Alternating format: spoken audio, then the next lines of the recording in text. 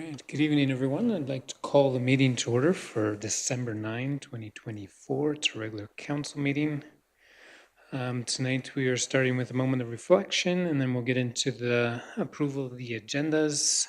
So we'll start with that moment of reflection now and continue from there.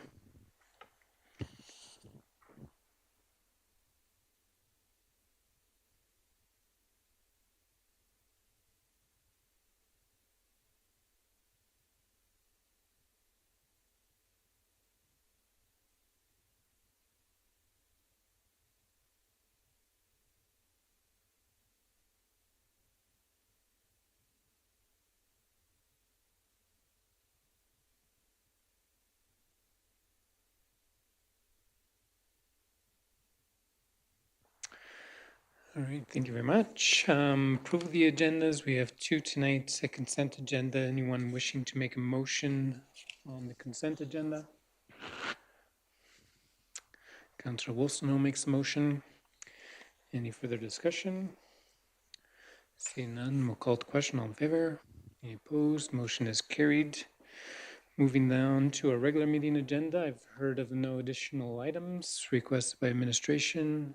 If there is none, a motion to approve the agenda is presented. Councillor Fox makes the motion. Call to question. All in favor? Any opposed? Motion is carried. For the good of council, does anyone have something they wish to share for the good of council?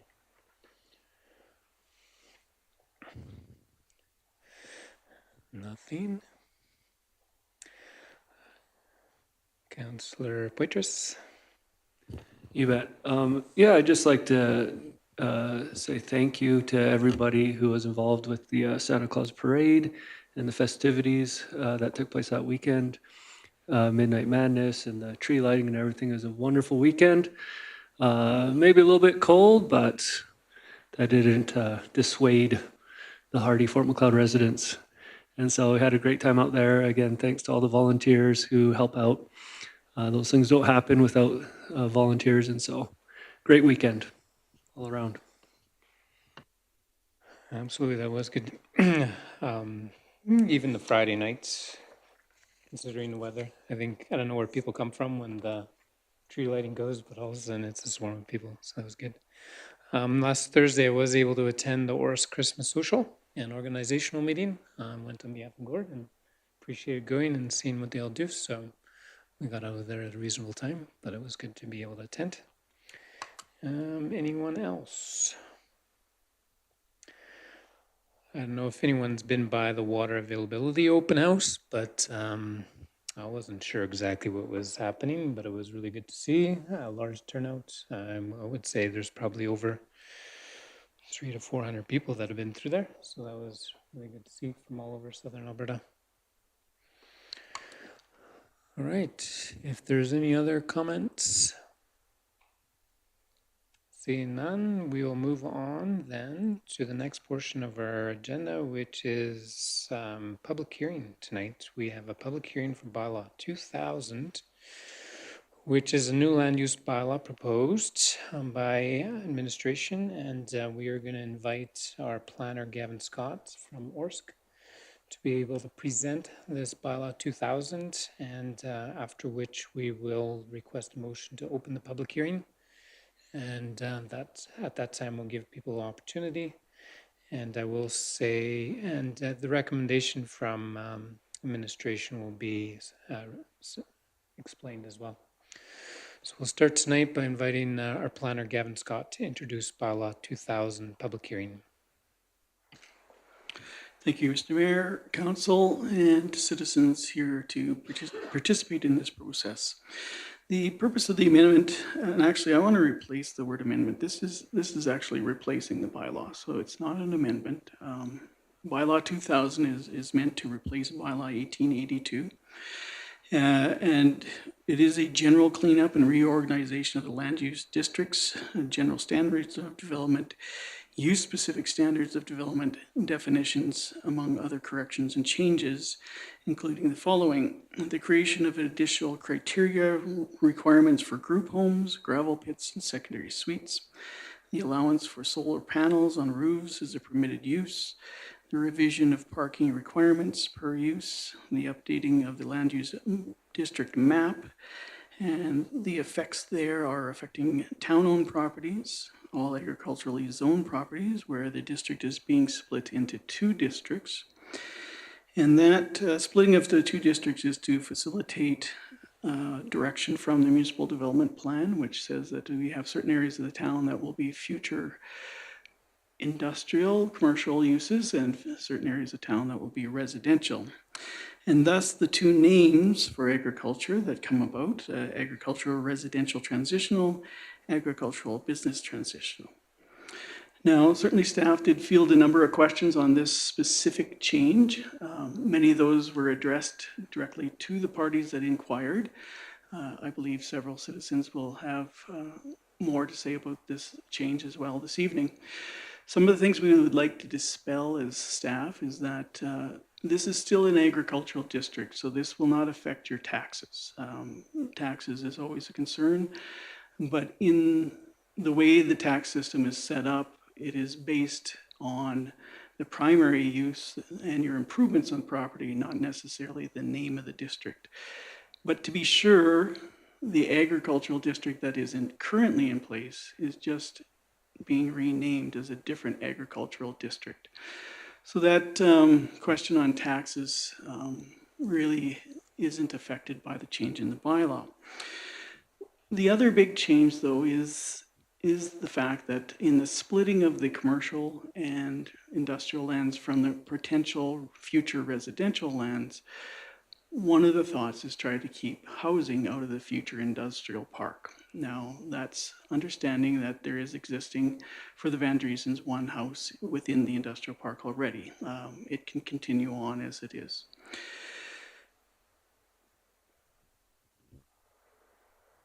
Okay, so I'm going to move on to the other change is the creation of multi-unit residential development. We're creating 1 extra district there. This was based on zoning. So your typical 66 by 99 foot lot would house up to 4 units. That's about all we've been able to figure we can fit on there without having parking issues. To get any more density, the question then becomes what is the appropriate size? And this is where we have to go to a different district and understand what the developer is asking as far as density. Can they get enough land assembled to actually proceed with the multi-unit residential development? Continuing on, updated River Valley lands, we're just changing the color there. I will make a footnote to that, is that the data represented on the map is from 2013 for the flood mapping. We are not at this time, as the flood mapping has just been finalized in 2024, we are not addressing the changes in the flood mapping with this amendment. That's something we felt we should work through with council and the citizens at a later date. And those citizens impacted by that certainly will be brought into the process and, shown what the differences are between the provincial data that is being used on the map currently and the provincial data that has just come out. Further, we have changes in the gravel pit that is in town, a suggestion, and there were multiple suggestions bandied about with council and staff, as well as these options really were put together and said, hey, here's what we can do. Now, certainly I would appreciate if the Van Driesens gave us their opinion, and then we could see whether or not we should adjust again. I don't want to pigeonhole council by saying one opinion or one way of going about this is better than another. So for instance, Willow Creek will be going to taking gravel pits out of the ag district and going to a specific district, not necessarily direct control. There are many ways to do gravel pits. This is just one of them. It has its pros and cons, which can be addressed. There's also changes to putting in the gateways into the mapping system, and that shows up as a gray boundary at any of the major highways entering into town. That gateways set of criteria in the land use bylaw was always in there. It was never on the map. And it's better understood or even seen if it's on the map. And then people can wonder what it is before it actually impacts them. The next one, revisions to residential colors. We did, because we added one district, we thought we should clarify the colors. There is changes to the lands owned by Altalink.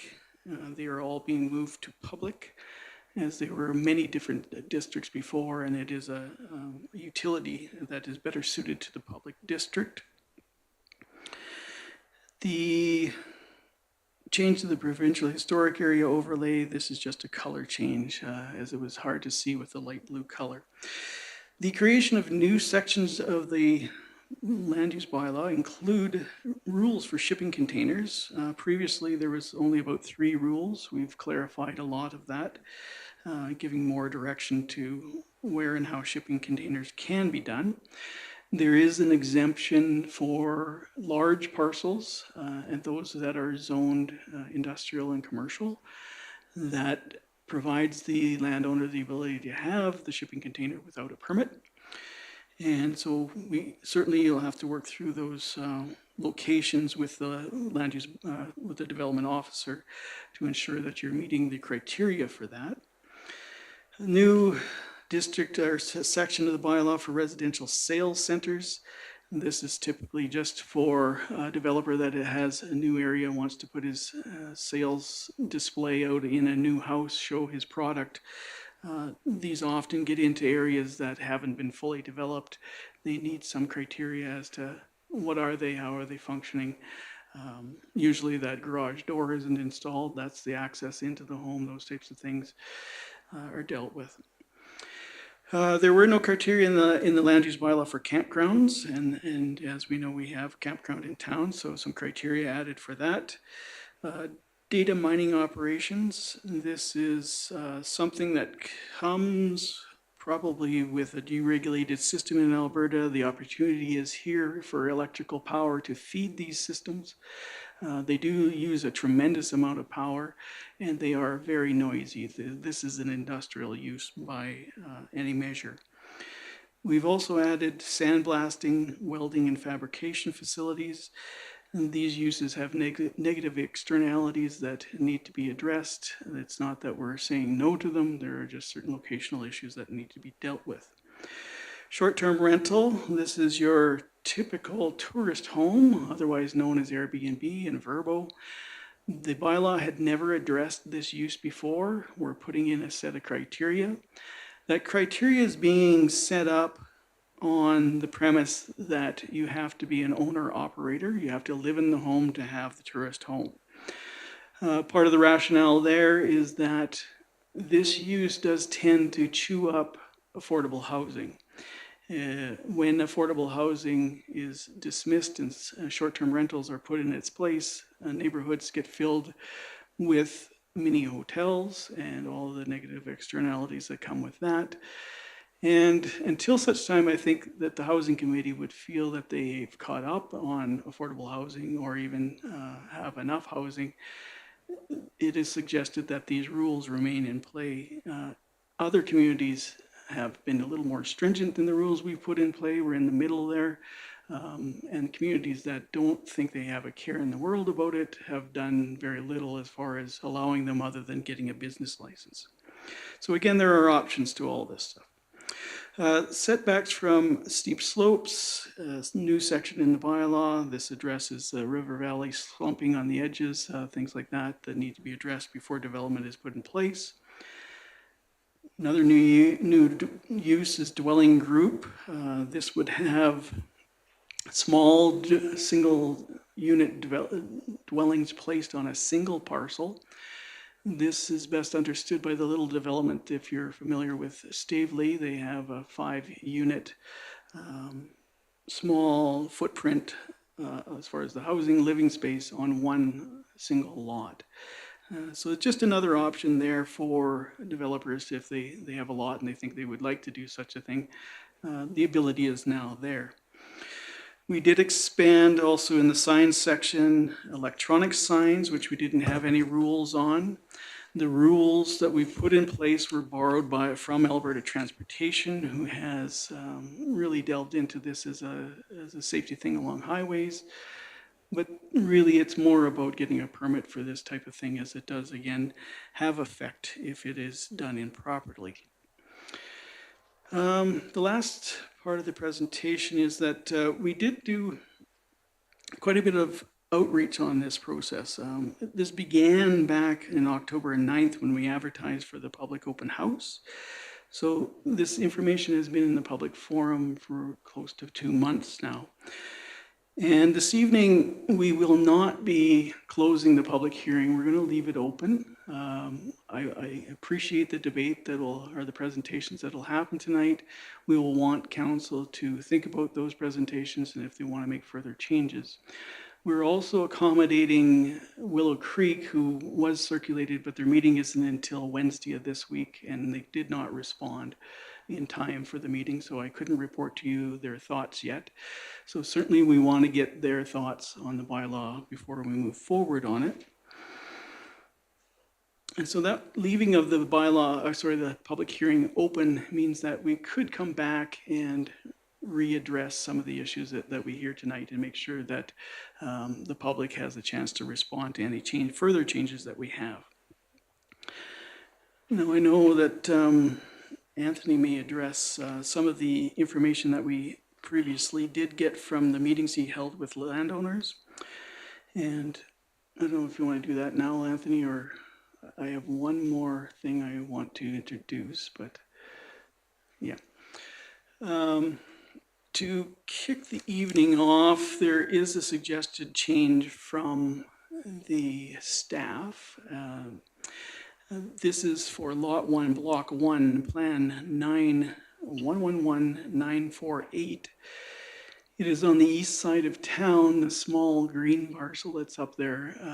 What was done is that the impounder, the kennel for the town, was placed out there, and the public district does not have kennels in it, so it will be returning to ag business transitional. Thank you.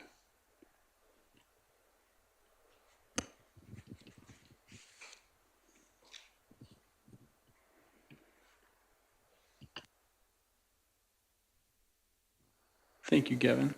Yeah, I mean, as far as the communications that came into the town, the majority of the questions were surrounding the agricultural to agricultural residential transitional, which I think you've addressed that information. So I think I don't have anything additional to add to that part. I think we'll wait to hear if there's any additional or different feedback, and we'll get into that. But a few residents came in person, had a few phone calls, some messages to kind of help clarify some of the changes in the new bylaw.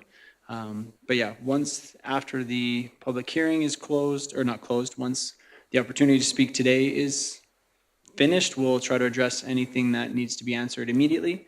Otherwise, a lot of that information will be taken into consideration for future discussions with council and administration. Very good, thank you. So next step would be requesting a motion from council to open the public hearing for bylaw 2000. Councillor Fox makes the motion. Call it the question. All those in favor? Any opposed? Motion is carried. So this is a public hearing for bylaw 2000. Anyone wishing to speak for or against bylaw 2000 may come to the mic. Please state your name and your position on the bylaw. We will do our best to take the information you have and respond. It's not necessarily a Q&A, but if there's some simple questions that we are able to answer, we'll do it as if we can, but otherwise we'll respond after the meeting accordingly. So this is a public hearing. Anyone wishing to speak for or against bylaw 2000, now is your opportunity to address council regarding this bylaw.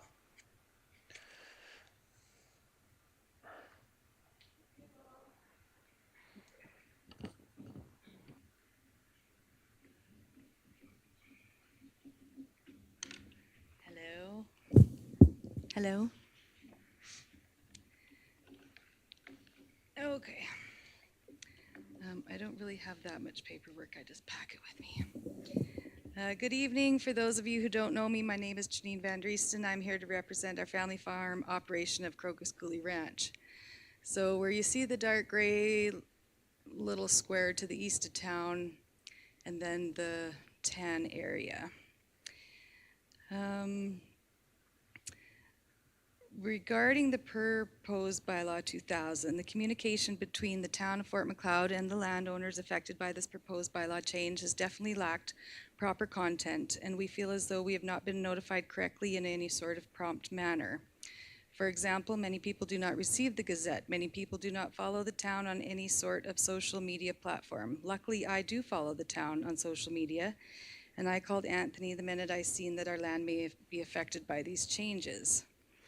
I made that phone call November 26th to discuss the proposed bylaw changes, asked why we hadn't been notified or even prior to the open house been notified. I was told that letters had gone out the week before this telephone conversation, and when I went to the mail that day, I did receive the letter, but it had been postmarked the day prior, November 25th. So my question is, with only a handful of agriculture landowners that are to be affected, why would the town not reach out to each of us directly? There's really not that many of us. With today's technology in the world, why were we not notified prior to the open house on any sort of communication by the town? Simple phone call, landline, cell phone, or an email. This would have been quite beneficial for all us landowners and taxpayers to ask the questions, have them considered, and simply discuss these proposed changes. With the lack of direct communication, I must say there is a feeling of uncertainty amongst most of us. As I mentioned, our family owns and operates that quarter Northeast 6925. One area that is being changed there is agriculture to agriculture business transitional. I don't really understand what the meaning for it is. No one really can explain to us why, other than just the name. We operate a farming operation at this property, has been in agriculture since 1955, which is almost 70 years. We pay taxes on this farmland. We run a few head of cattle there on and off throughout the year. We keep a couple horses there. These are our alternative grazing practices that we follow, which helps in weed control, fire control, and by alternating animals there, the manure also helps replenish the ground with much needed nutrients for the small amount of grass that actually does grow there, which isn't much. So I guess I have lots of questions. Who has designated, first off, hold on. Yes, who has designated just that gravel pit as direct control, and how will it be measured? Gavin, do you know? Sorry, the question is which again? Who has designated just the gravel pit as direct control? Who has designated it? That is a proposal right now. Yes. Yeah. Yeah, who wants to, why? Why just that area? And that's a question we can definitely answer for you. We're gonna try to avoid answering those questions now, but if you can get us your concerns, we'll definitely get back to you. You don't want to answer it in the public, or I- what's the problem? No, this is a public hearing, so council's goal is to get your for or against, and then we can get back to you with any concerns that you would have. Okay. So let's just read direct control then, so everybody follows along what direct control means. The purpose of this land use district is to provide a means by which council may regulate and control the use, development, and subdivision of land and buildings within specified areas of the town where circumstances are such that other land use district available through this bylaw are not considered appropriate or suitable. Section 2, uses, permitted or discretionary uses. Any use council considers suitable.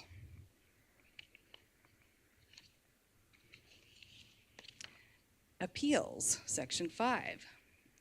If there was to be, as indicated in Administration Section 4, blah, blah, blah, subsection 4.18, there is no avenue of appeal on decisions made by council for lands districted as direct control.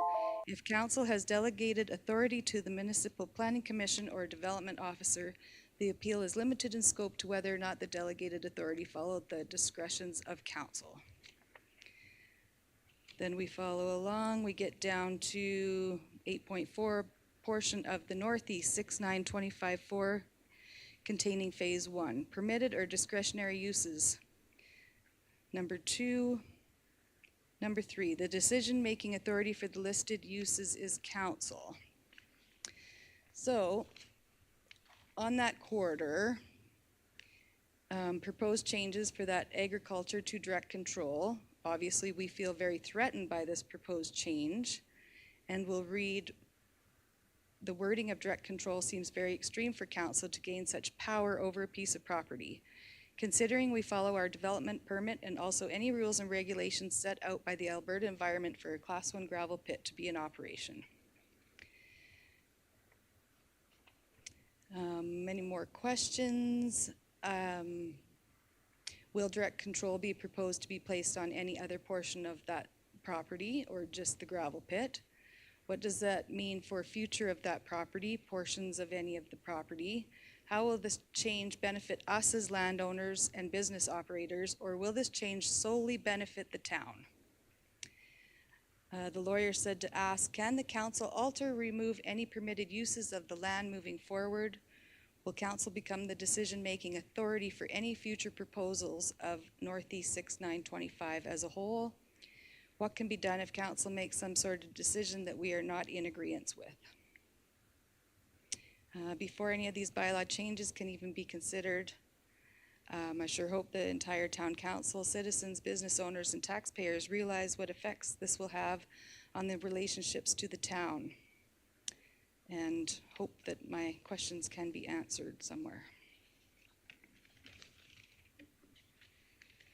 I think that's it. Thank you. Thank you very much. Anyone else wishing to speak for or against bylaw 2000? Good evening. I guess I don't really need this. My name is Bill Jenkins. Good evening, Mr. Fader, Council, Administration, Development, and Planning. 90% of these people in this room are all concerned with bylaw 2000. Most of it we're not concerned with it, only with the change of the agriculture to this and to that and to the other thing. And the letter that was sent out, did any of you councillors get this letter that was sent to me and to these other people? Would any of you like to read this letter? Or is that, it's just a question, we get no answers, or? Did you have a hand in, we are redesignating your land? That's pretty strong. Let's be polite. We're talking probably $50 million worth of land when you bring us all together. Some been in their people's farms for 100 years. They're not going to lose their farm. But this letter scared them. I was the first guy to get the letter, phoned this person. Oh, I haven't been to the mail. I don't know. It's a 300-page document. My goodness, for Fort Macleod. But most of it I don't really care about. It's small nuts and bolts, sea cans and what color and this and that. But this is a strong letter, and it's got us all very upset. And oh, well, you're just worried about I'm not worried about nothing. This isn't going to affect me. I already pay $10,000 a year in taxes, so it isn't an issue of that. Usually when a landowner wants something changed, you come to the council, oh, I'm going to have my daughter live there and I'll need to take a permit, and then you rezone and redelegate. Is that not a good plan? And we behave. I built a shop, I built this, I came and got all the expensive permits, I did it. But this letter, I don't think all of you people seen it. You should get it and read it. And before you pass second and third reading, I know none of you have read this. You've discussed it, and Anthony knows what's in it. This young fellow might know what's in it, but you people don't know, and you take a lot of heat because we all blame council, over that darn council. But I think the administration development and planning have led you down the path. That's why we're all here tonight. We're really upset. I don't have a speech written. I don't need to write it down. I'm born and raised in this town. And this letter is a slap in the face. We should have been invited. And your open house, it was hardly average. Oh, nobody showed up. Everything's cool. That's BS. That's total BS. Go ahead. Brent, you can't look at me and say it isn't. And you people like it when there's only 2 people that show up. You don't like it when we all show up. That is so not true. But anyhow, We've advertised it. We did our best. We tried to, in some ways. if you would have advertised if you would have put this letter there, we'd have been there, right, people? We would have been at the open house a month ago where everything was cool. But anyhow, that's all I've got to say. And I'm not here to beat you all up. I'm not shy. And what's going on here is wrong. This is overreach. This is, What, can you explain specifically what you are against in the bylaw? I'm definitely against.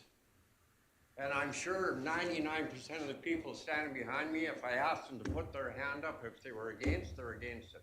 No, what specifically are you against? I'm against, and what should happen with this document is all this land stuff with the agriculture should be pulled out and dealt with at a different time. So you're specifically against the rezoning of the ag lands? Absolutely 100%. And for what reason? For a reason? Yeah, I'm just wondering what the reason, because it's a name change. It's not changing the use of the land. Name change for later on. It's going to make it easier for annexation. This town is run right out of good property to build homes on. Some of this property you're annexed. It's in the municipal development plan as future residential development, so the land use bylaw is reflecting documents that have been there. So I think administration and council have been working together to try to bring clarity to the bylaw, not to create more confusion. There's much more people to speak after me. That's all I've got to say. I'm definitely against this bylaw and the way it was presented to the taxpayers. Thank you very much.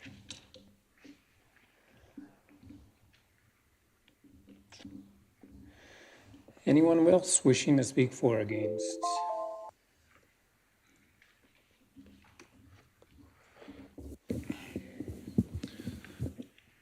Good evening, Town Council. I am Braden Van Driesten, and I'm opposed to Bylaw 2000.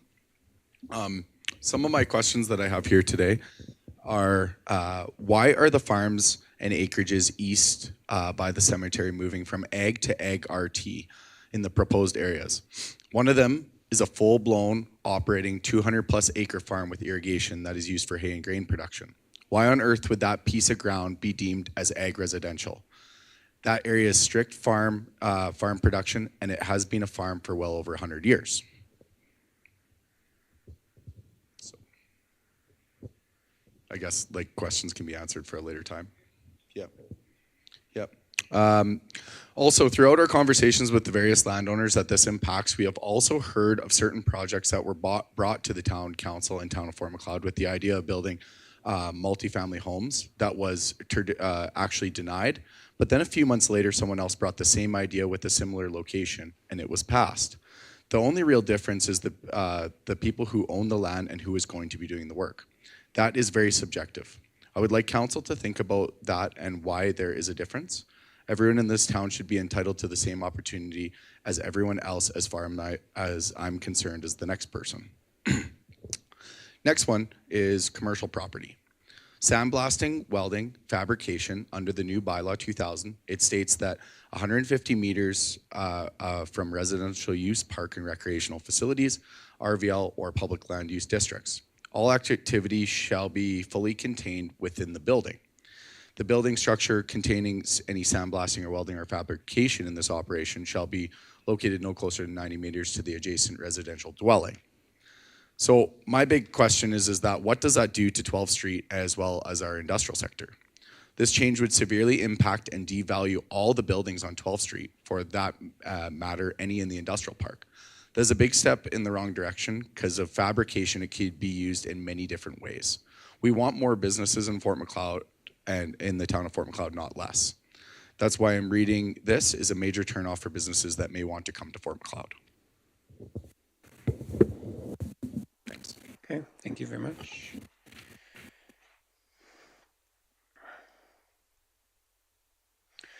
Anyone else wishing to speak for or against bylaw 2000? Signed up as a delegate now, or is that?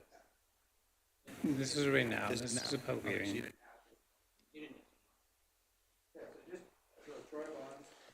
The properties. I think I understand the concept more, so the name changed.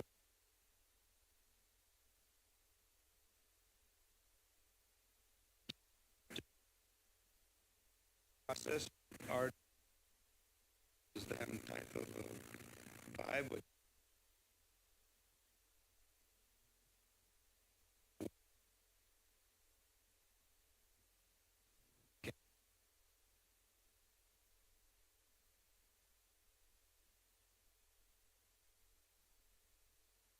100% what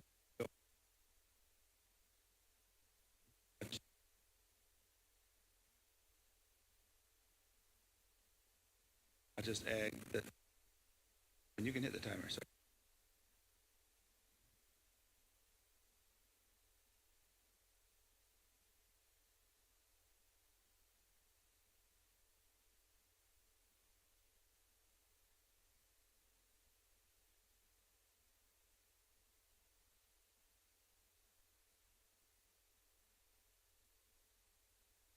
Even pursue all this there.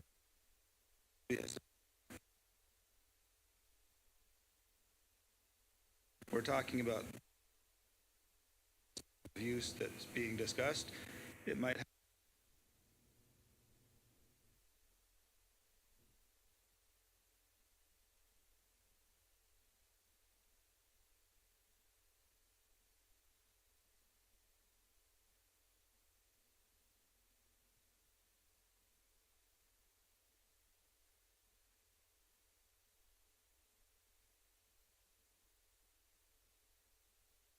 permitted use, yet multiple of my friends, other dentists,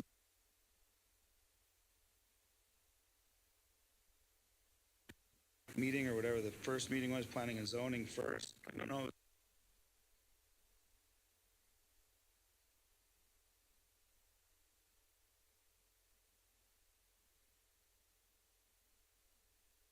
Change.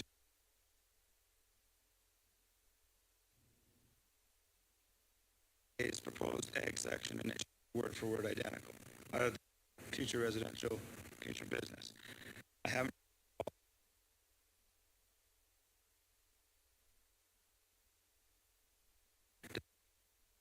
Those are details concerned the most with.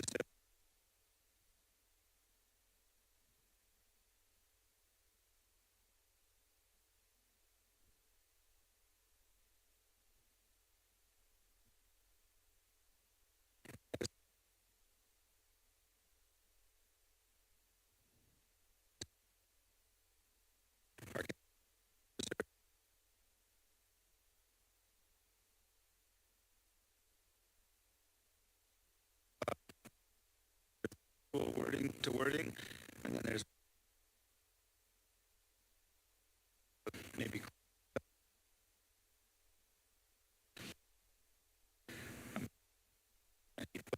those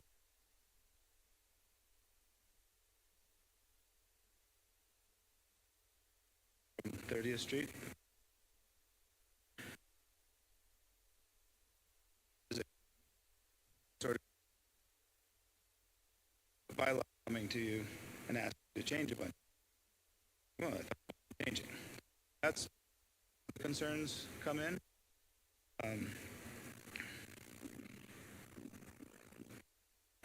Yes, I don't have specific things to say, like if I was to say I'm against, but I'm always concerned about things becoming more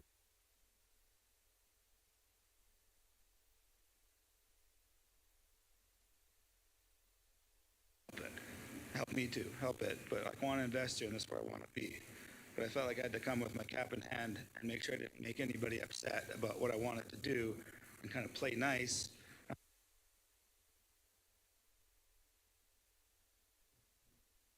I want to build a new office, commercial office. That step, easy. It's easy to work with the town and everything else, but the whole idea of having to come to a meeting, you know, my permit, you know, I can build your dental office for now. 3 or 4 years from now, that might change. You know, that would be sort of the gravel pit kind of concept if it's allowed now, but be it a future council, so I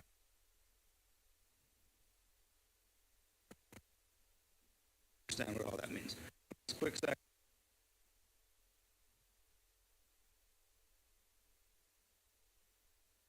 Base is still there. I've still got all the in my office there, right behind the optical studio. The base is there. Like I said, everything is ready to go. I was wondering if there's been any consideration for third-party advertising on that signage. It's very expensive to put up. And as I think about it, I've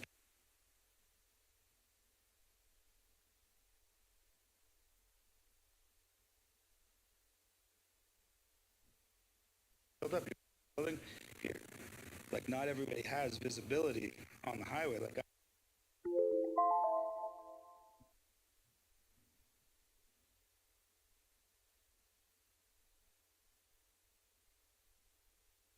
within all the, when I looked at it, it was the same thing. Go with the Alberta transportation guidelines and you're good. So it seemed pretty straightforward, but that's was it been considered? Because certainly as I drive through communities,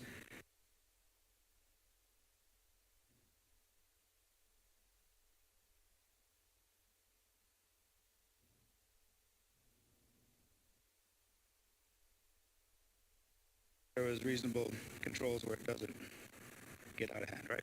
And safety and those types of things. So, all the work that you guys do, I would love more communication. I don't know, and the council's phone to call you at that. Well, who do you, a ward representative?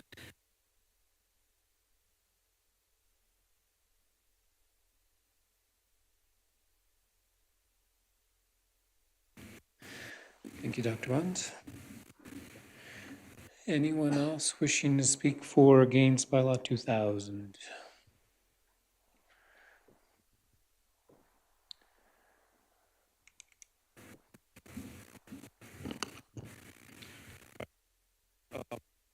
Things to say about the garden. Not in the, it says it's a standalone unit, just wondering if it has to be a stand. People have garages in their backyard, they could attach the garden suite to the garage instead of having a separate, 2 separate units.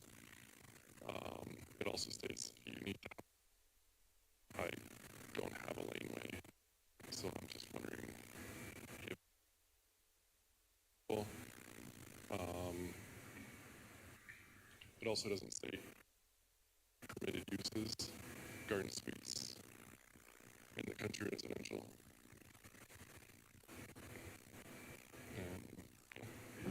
And That would be your recommendation or Well, for council to it consider? doesn't say that's permitted use, though. Right. Any of the It's something I know as council we've not talked a lot about is garden suites, so that's something we can take under consideration. Yeah. Okay. Thank you very much.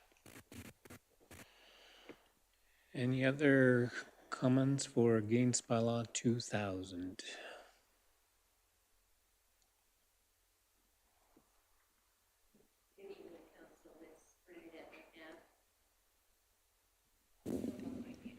Good evening, Council. It's Bernadette McNabb, and we have land north of the river. And my question would be, it's agricultural land and would be agricultural residential.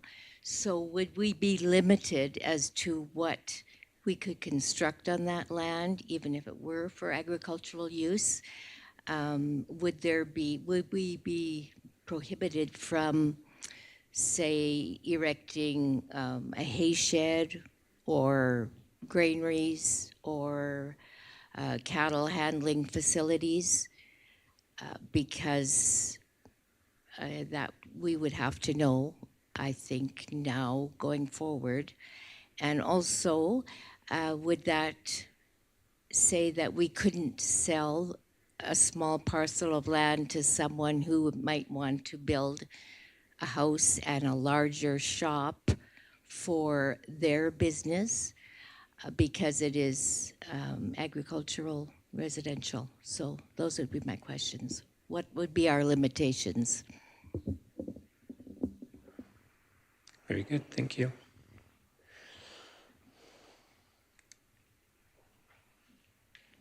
Good evening, Council. Loretta Jenkins. And we were just texted by someone that said there's no sound on the virtual meeting. So maybe you can look into that. Okay. We're deemed this agricultural transitional, and I'm sorry, I don't quite trust the future when you say nothing has changed. As Bill pointed out, and a couple other people, the residential portion of Fort Macleod is quite limited.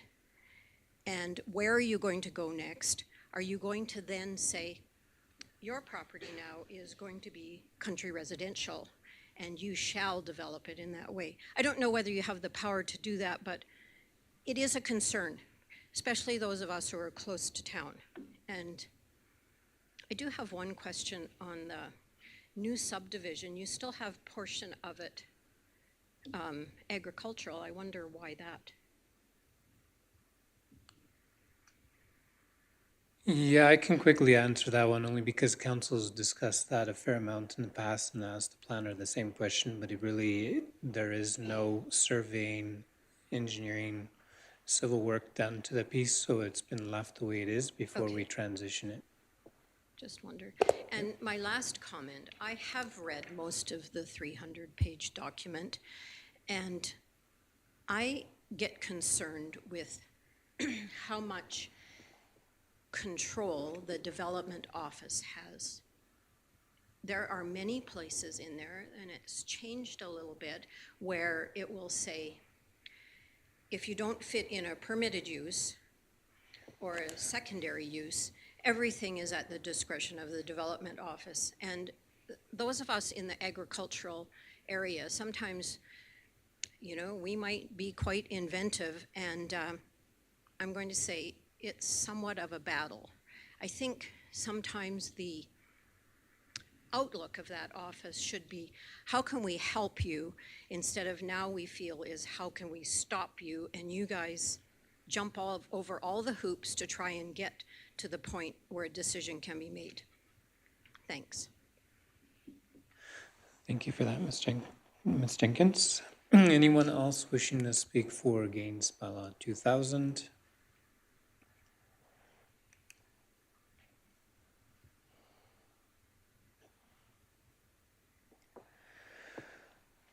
All right, I'll go one more or second time. Anyone wishing to speak for or against bylaw 2000?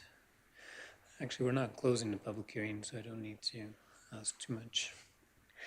Otherwise, would. So the direction from here is that the public hearing remains open. We can continue. This is not something we typically do, but as it will be left open for input, anyone can ask any questions. The feedback stays open. The bylaw is still with council's direction and administration support, and based on feedback, changes can be made, of course. So thank you everyone for coming out. If there is no one else wishing to speak for or against, then we will adjourn the public hearing until it closes at a future council date. And Councilor C.O. Burdette. Yeah, just I would like to take a minute, if that's okay, Mayor and Council.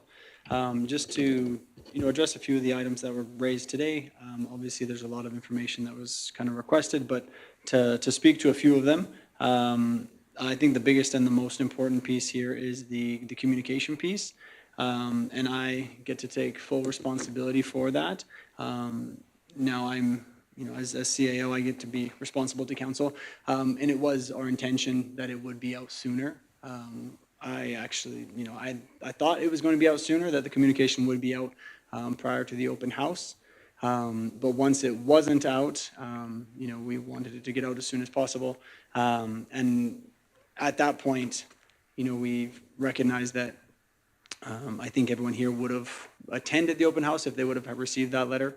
And that would have been a great opportunity for discussion, which is, one of the reasons why we're going to keep the public hearing open. We're going to take this feedback and try to make it work. Now, I think given the fact, I know this isn't necessarily following the exact layout that we usually do for a public hearing, but just given the level of concerns. Now, I know that sometimes the zoning, to say that the zoning's just getting a name change isn't accurate, right? It's obviously, generally speaking, it's a planning tool, because right now it's agricultural. To go to agricultural, residential transition, or business transition, it's planning for what will be in the future. I wanted to kind of squash the idea that the town's going to come and take your land. As a landowner, you don't have to sell to the town. You don't have to, develop. We can't make you do that. It just, to rezone some of this property from agriculture to agricultural residential transitional means that the future use of the land, that's where the town would see it go. That's where the planners would see it go. And so, the things that it would stop, it would potentially stop if you wanted to open up a giant industrial sized development. But that would have to come to council either way, even if it was just agricultural and you wanted to do something big and industrial on there, it would still not be in the agricultural district necessarily anyway. But this is kind of guiding the future development of any agriculture piece so that it aligns with the vision of the future. But that, like I said, that doesn't mean that council can say, hey, you're going to build a bunch of new multi-units, or you're going to build a commercial park if you're agriculture business transitional. It's essentially just a planning tool for us to see, you sell the land to someone and they want to do something, well, here are the parameters. And so I hope that piece is, after tonight and with some more communication, can be understood. The general farm things that are there, I think sitting down with this group and going through the exact changes would be wise. Okay, here's agricultural, here's the zoning, here's permitted, discretionary, and discretionary B. Sit down, we'll go through what exactly is changing, right? What's going from permitted to discretionary, discretionary to discretionary B, and vice versa. Because I think when that's understood, I think most people in this room would say, okay, the change isn't very big for my agricultural operation, but rather it's for that future use. So we can set something up for that discussion. Just wanted to kind of review some of the pieces that could be addressed this evening. There was a concern raised about the sandblasting and the fabrication in the businesses. I can speak to, this council and administration is very much business focused and business minded. Anything that's in there, the concerns that come up from a sandblasting operation from, heavy industrial, like we want to support that, we want to continue with that. But the concerns come up from the residences that live near those places, right? Like we're also trying to mitigate for their rights. And it doesn't mean that everything in the bylaw happens exactly as it's listed.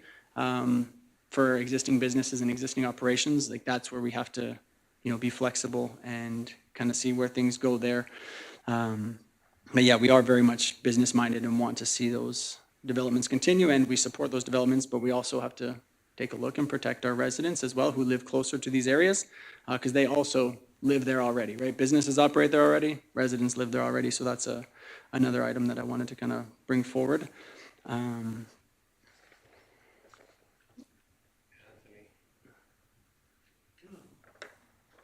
not a big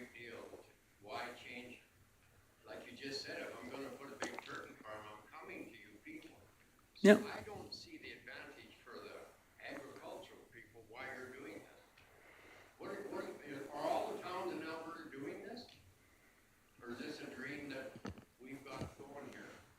Because you don't have a good argument. You know, you can talk all you want, but Yep. Is- there's Bill, nothing- if there's nothing gonna change. Well, there's something gonna change. we can, Bill, we can have some more discussions on that for sure. Otherwise, we have to ask you, Have some discussion. otherwise you have to come to the mic. Yeah, because otherwise it's not. You don't have any either. sound for the people that are watching at home. And well, Yeah, I don't think I'm hearing any people. I had just somebody text me saying, tell them to turn the microphone, can't hear it. It's dead. Are they hearing nothing? Is that what you're saying? okay. That's what they said. It's silent. It's silent movie. Okay.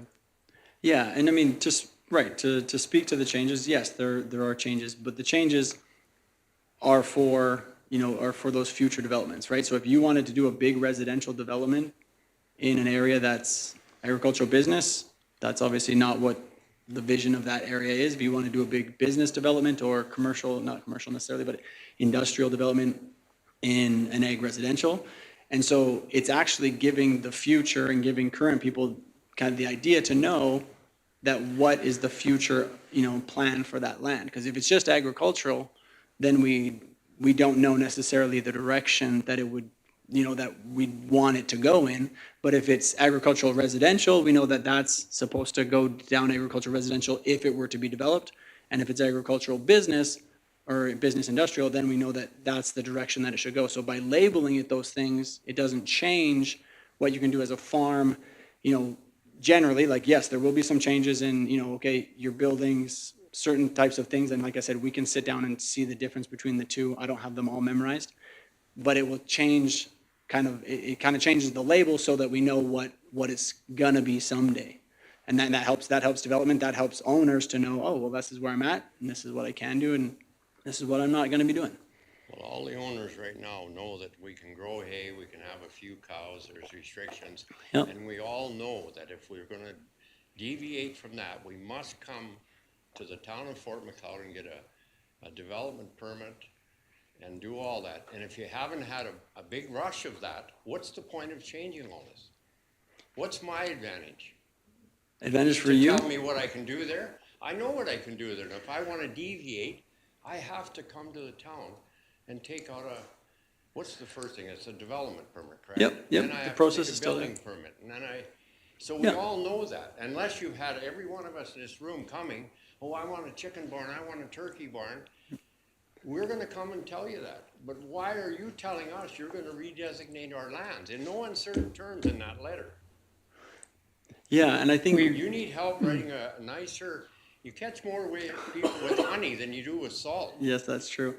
And you I think counselors once, should all read this letter to back up what I'm saying. I'm not here to bitch and complain. And it doesn't matter to me. I'll pay my tax, but there's other people that are furious. The farm's been in, and it's not there. I said, don't get excited. They're not taking your farm. Well, why are they doing this? Well, I don't know. And some of them didn't show up here tonight. And Right. they're the biggest landowners. But anyhow, I'm not here. You guys got a tough job. If it was so easy, I would be here sitting and running. I live in town and pay taxes, eh? But a lot of the rules are made by people that don't even live here and don't pay taxes here. But I mean, that's another discussion, but. Thank you for your Bylaw's 300 comments. pages, there's only 4 or 5 pages that we're really concerned about. 90% of the people in this room. And Yeah. we should have had a discussion prior to this. This letter what's the big hurry, Anthony? It's Christmas time, there's a postal strike on. Come on. we And can't you slap foresee a guy with postal 300 strike. pages. Thank you for your comments, Yeah. Bill. We'll definitely take them under consideration. If you can't stand the heat, you shouldn't be in the kitchen. I'm fine. You're trying to shut me down. Be nice, Mr. Fagan. No, it's part of the keeping things moving Hey, as it's well. question and answer, that's why we came. We got lots of questions. You have my phone We're number. not getting very many answers yet. That's what I said right from the beginning. This Okay, is not a thank Q&A session. yeah, and I do believe once everyone understands the changes and, like I said, I'd love to have a meeting and so we can understand those changes. Because like you said, what's the benefit to you? Well, okay, and I can get behind that. There, usually a land rezone, usually, something in the world of planning, something, a 300-page document. First off, that thing, the land use bylaw, that's designated, like, we have to have a land use bylaw. Every community has to have a land use bylaw, and they're mostly massive documents because they have to address so many things, right? And sometimes, we have professional planners who come in, and, I mean, Gavin, he's there as this resource, and he works for us because it takes so much energy to understand all of these nuances and pieces that we have to consider because of the things that are happening in our community. So it's unfortunate that it has to be so big, but it has to be that big to address the things that happen in this community. But my question to you, I know, what we'll address later is, I don't think when we get into the details that you're going to see much of a disadvantage to you either. If it's, like you said, if it's the same, it's the same, then that's my argument too. If you have to apply, you have to apply. It's the same, but it helps as a planning tool. And I will apologize. I mean, like I said, I will take full ownership that the letter didn't go out. I was hopeful that the letter was going to be out before the open house, right? That was my understanding, expectation, that it would be out so that people would come. And yeah, like I said, we get to take that and get to take some heat, and that's the joy of, not everything going perfectly as you'd like and being in public administration. But yeah, I think a letter to address these concerns, a letter to look at the zoning, because like you said, the majority is just agriculture to agricultural, residential transitional, or business transitional, looking at the differences and getting that feedback to say, hey, where's this going to go?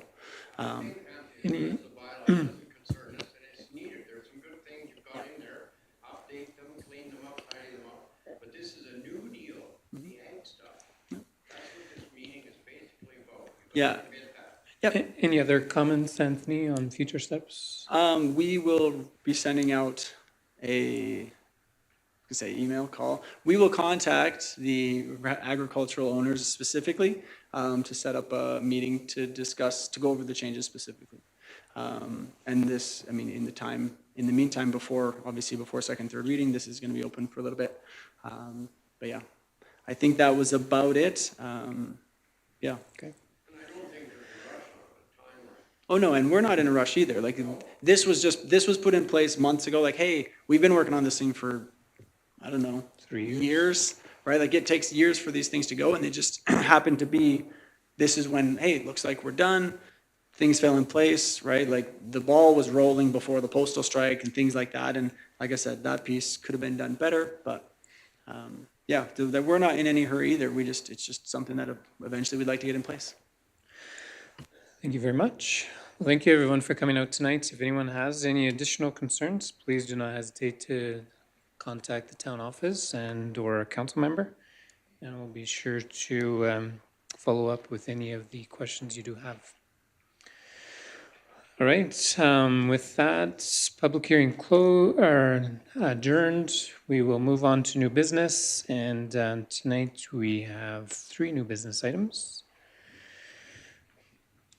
And we will start with item 1, and we'll ask our Director of Community and Protective Services to introduce this item. Thank you and good evening, Mayor and Council.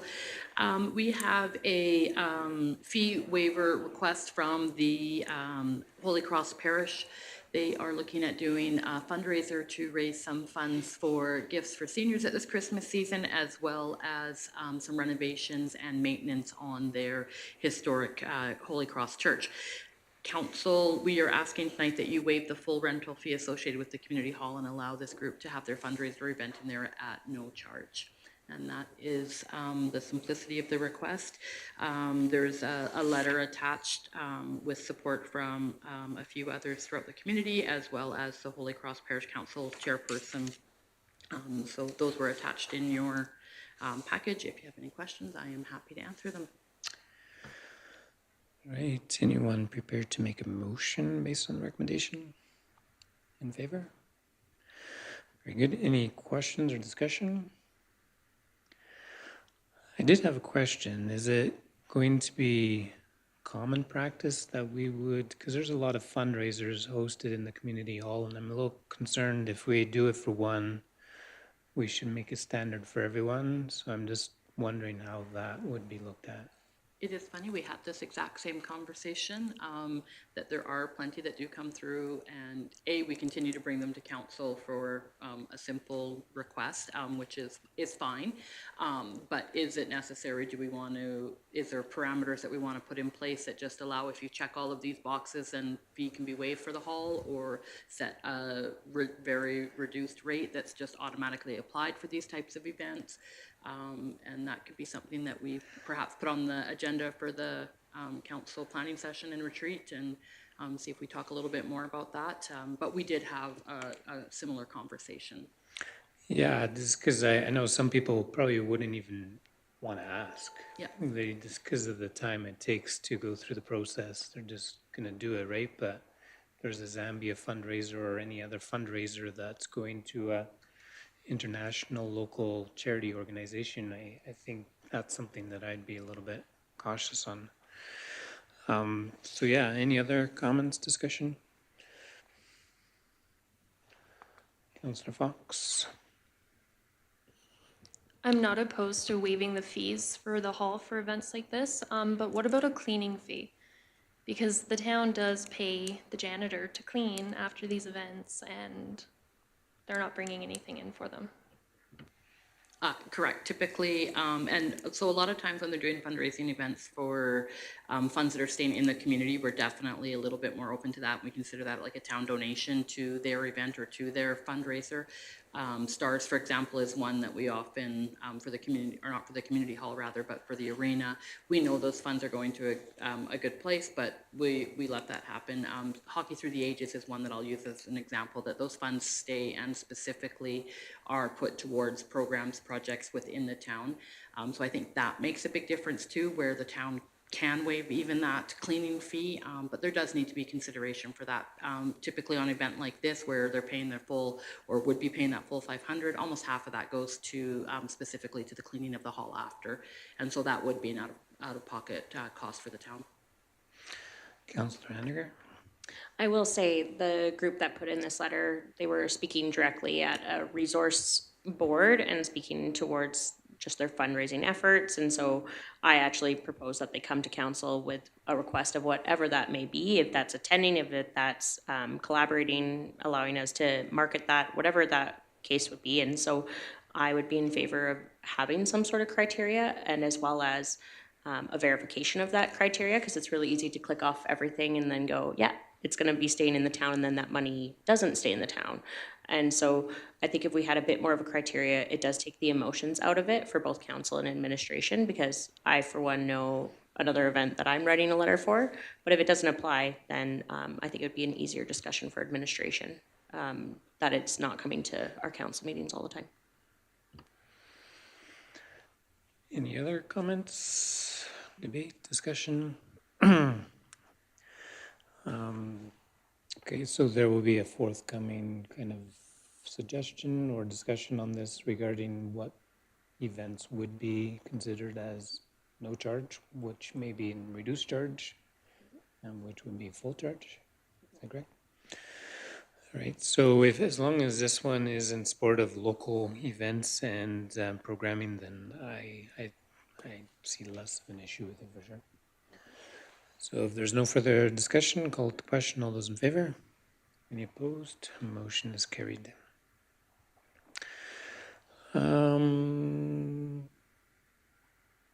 Going on then to our next item of new business, operating budget. Chris will, with our Director of Finance, will address this item for us.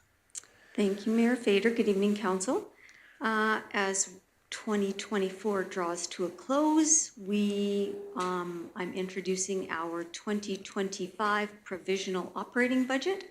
As I've spoken to this before with Council, just so you know, this isn't our final operating budget. There will be changes that we will be getting in the new year.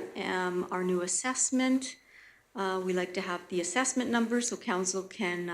Thank you, Gavin. Bye, Gavin. Can determine the new mill rate, the new mill rates for 2025.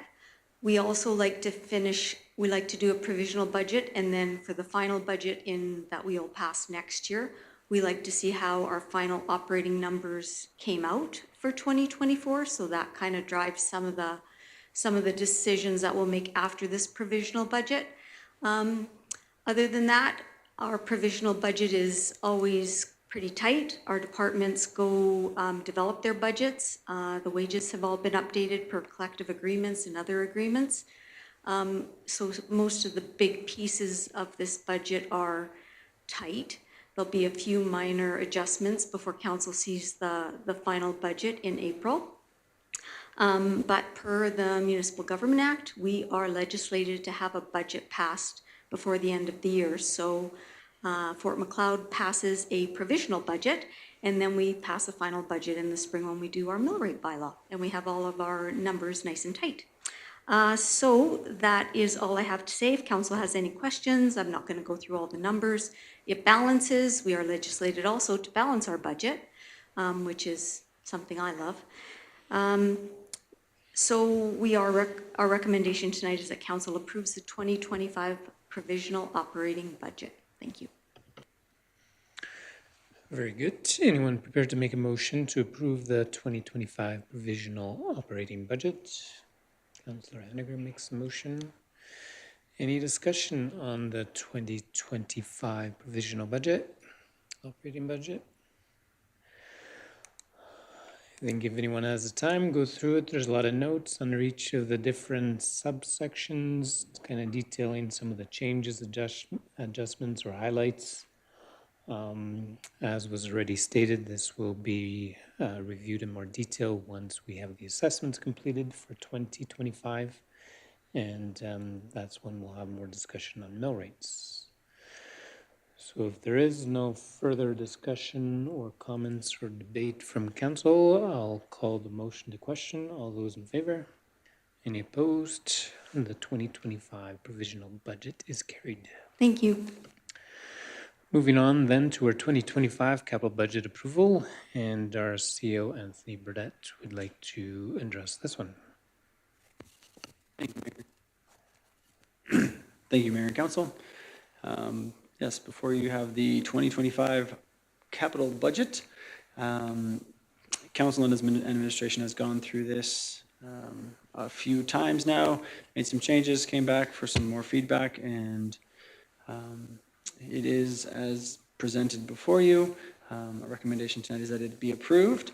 I'll take a quick look through to kind of, I guess, identify a few of the highlights, a few of the projects that we are going to do. I mean, the public hasn't been involved in the process, so I think some of the items would be useful for them to know.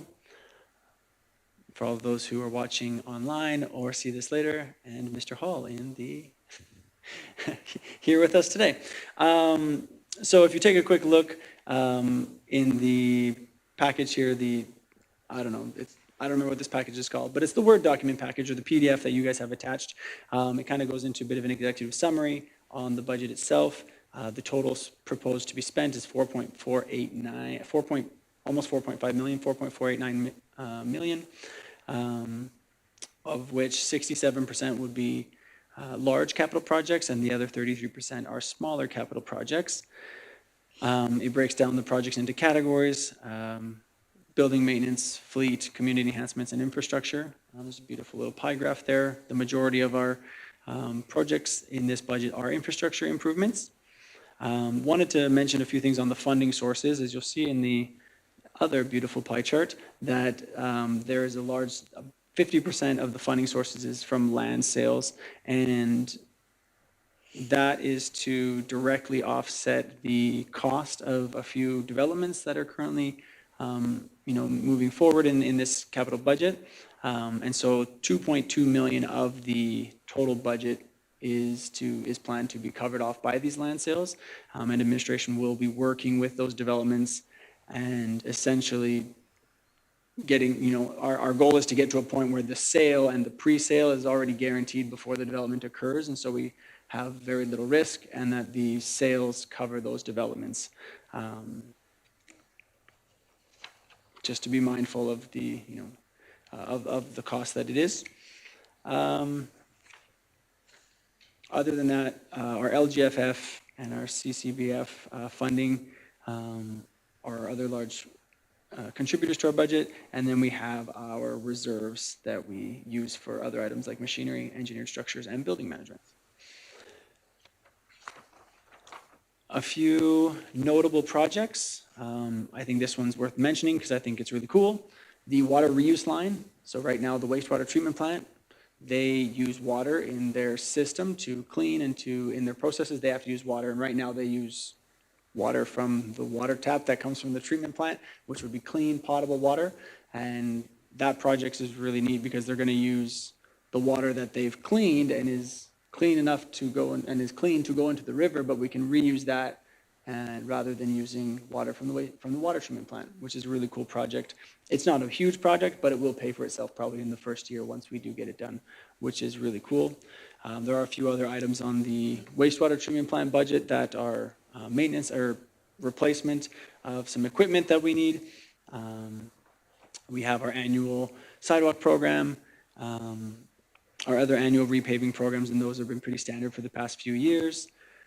A couple new ones here, the library roof needs a pretty major repair as we've had some water issues these last couple years, and they will be getting air conditioning as well. So I'm sure the librarians will be pleased to hear that in those hot summer days. We have talked extensively on the Empress Theater project previously, and council made a motion to support that project already, but that is budgeted here for $250,000 for the Empress Theater floors, seats, and bathroom renovation. Yeah, other than that, a few fleet management things and a few items in there, but that's the capital budget at a high level. If council has any questions or needs further clarification on anything, let us know. But the recommendation is that it's approved as presented. Thank you, Anthony, for the presentation. Anyone prepared to make a motion on bylaw or for the, capital budget for 2025? Councillor Monteith makes a motion to approve. Any comments, questions, debates? Any clarifying questions? Overall, pretty self-explanatory. A good chunk of it's dependent on land sales and those things happening. If the land sales and that process does not happen, those developments won't go forward. But otherwise, some good initiatives in the community for sure. So if there's no further discussion or comments, highlights, then we'll call it to question. All those in favor? Any opposed? Motion is carried. And that does conclude the new business, and I'll request a motion from council to go in camera for 2 items, personnel and land sale. Councillor Patel makes a motion. All those in favor? Any opposed? Motion is carried. Thank you very much.